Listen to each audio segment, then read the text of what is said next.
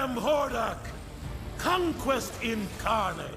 In today's video, we're talking about the dark side and origins of Hordach, which are way crazier than the 1980s cartoon. Let's get into it. They say that more than the Kingmaker should be feared. In the case of Skeletor, the Kingmaker, or rather the Villain Maker, is none other than Hordak, the Lord of the Evil Horde. Hordak at first glance looks like a classic villain, a tyrant who rules behind a mask with an iron fist, but he's so much more than that. The sheer audacity it takes to forge Skeletor should tell you as much. Even by the standards of the animated show, Hordak was a dark, cruel villain, but the origin story given by DC Comics makes him crueler than you remember, with new connections to characters you might not have predicted. Now, I do believe I've talked for way longer than necessary, so let's just dive into the comic book.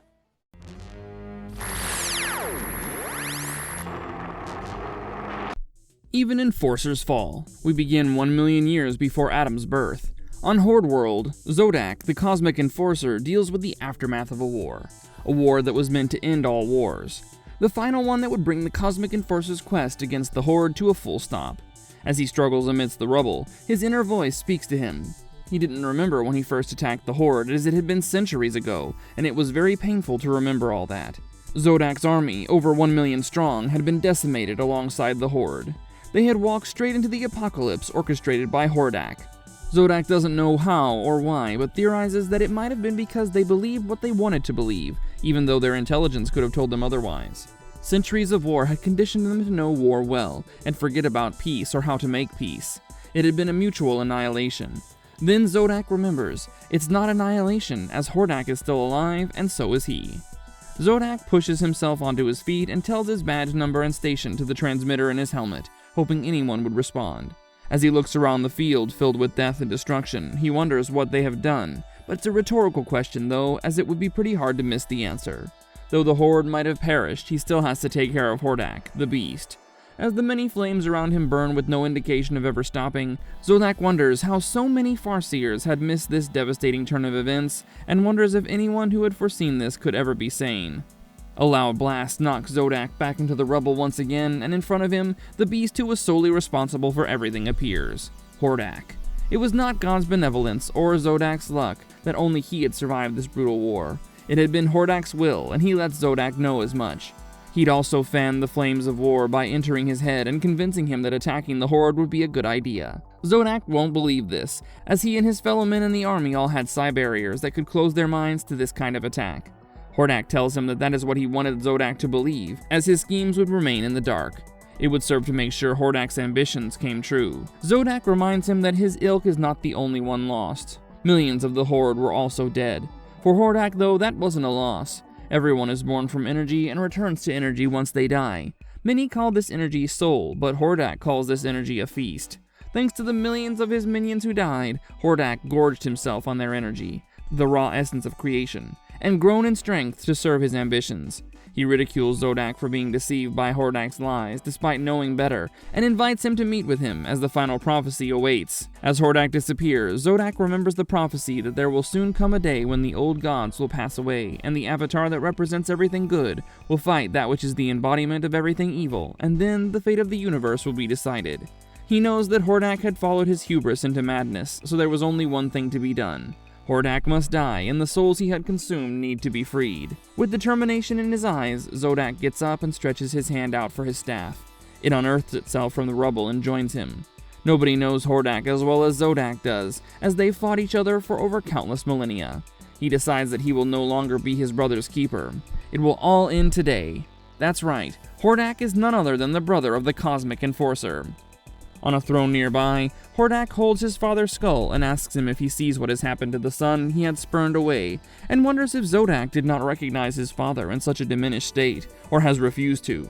He wonders in burning anticipation whose face Zodak will see when he strikes the death blow. The face of his most honored father, or the face of his much-beloved brother. Hordach can hardly wait for his brother to reach him, and get anointed by his blood to be crowned the master of the universe.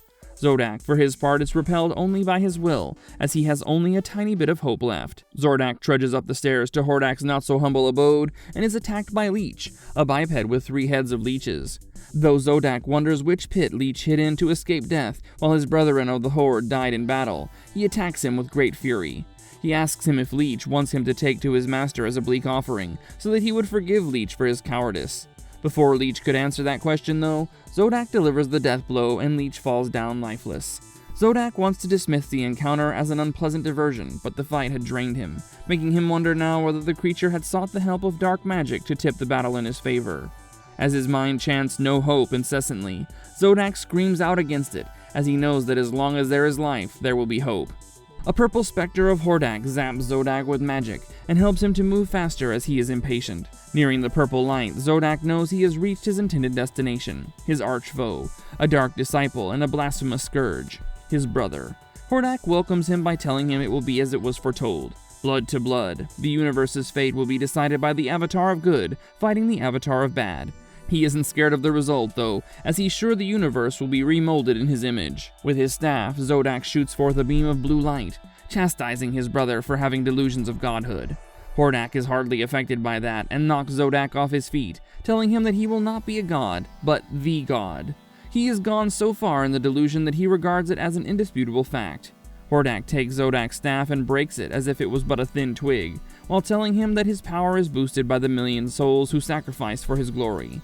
So there was no way any weapon could harm him. Hordach grabs Zodak and lifts him up, asking him whether he knows that he was Hordach's high priest, as he led each and every one of the souls who had trusted him right into his altar, to be sacrificed for his end. He then throws him back to the ground while telling him that he was the most indispensable one of them all. There would be no Hordach without Zodak. Zodak doesn't believe it, or doesn't want to, repeating over and over again that Hordach is only lying to him.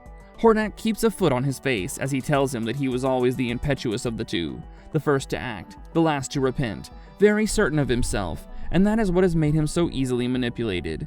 While Hordach had learned from every defeat and used his failures as stepping stones, Zodak had only grown arrogant, disdainful, and overconfident from his successes. Zodak had learned nothing and allowed the fallacies of his youth and the knowledge of his brother during their younger days that he had not bothered to update influence his decisions as an adult. Thanks to that, he now found his throat in the hands of Hordach. As Hordach uses all his purple beams of magic to torture Zodak, he asks him to join him, but Zodak rejects the offer. Having expected that, Hordach obliterates him and consumes his soul. He silently goes up the tower and, looking at the purple and blue skies, declares that in the beginning there was Hordach. He declares that the rest of his testament will be written in blood, and with his hands raised at the cosmos, he announces that by the power of darkness incarnate, he has the power.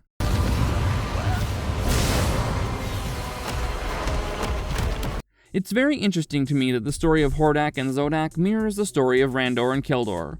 Randor was the favored son who got the throne, and Keldor sought the forces of evil to serve his ambitions. In Hordach's case, Hordach is the favored son who got the throne, but Zodak, instead of feeling bitter and resentful about it and abandoning his morals, became a cosmic enforcer and fought against his brother. The parallel is quite intriguing. The art was the most delightful part of the comic book, and though the story did shed some light onto Hordach's past, I wouldn't necessarily call it an origin story. I expected more, to know what motivates Hordach in this universe and find out all about the nuances in his relationship with his brother. It's titled Origins, for heaven's sake. Should I not get at least one of his earlier exploits? Instead, I got a tiny snippet. That's the only complaint I have against this comic. It could have been longer. I also love the Leech makeover. The 3 heads make him pretty nightmarish. These are just my thoughts though. What did you think about Masters of the Universe, The Origin of Hordach? Let me know in the comments below, and if you liked the video, you already know the drill. Thumbs up, share, bell icon, get set, go. I'll soon be back with more awesome stuff, and until then, goodbye.